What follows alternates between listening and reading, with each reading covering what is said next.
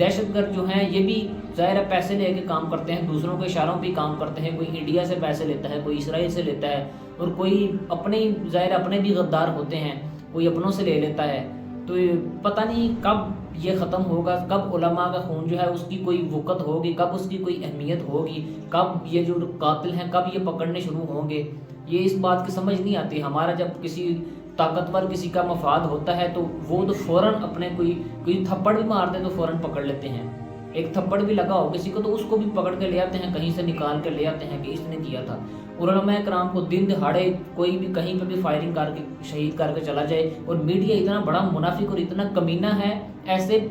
ذلیل لوگ ہیں کہ جو اس چیز کو وہ ان پہ ڈال رہے ہیں، ایسے لوگ بھی ہیں کہ جو ان کا قصور نکال رہے ہیں، جو شہید ہو چکے ہیں، اور ایسے منافق میڈیا والے بھی ہیں کہ جو کتوں کے مرنے پہ تو جو ہے وہ لکھ دیتے ہیں کہ وہ فلاں شہید ہو گیا، یہ ہو گیا، اور علماء کرام جب شہید ہوتے ہیں تو لکھ دیتے ہیں کہ جاں بحق ہو گئے یا مر گئے۔ یہ اتنے ذلیل جو ہمارے وہی بات ہے کہ اپنے جو ہیں وہ بھی منافق ہوتے ہیں، اپنے بھی اس میں شامل ہوتے ہیں، تو پھر ظاہر ہے ان کو تو خوشی ہوتی ہے پھر یہ سب ہونے کی۔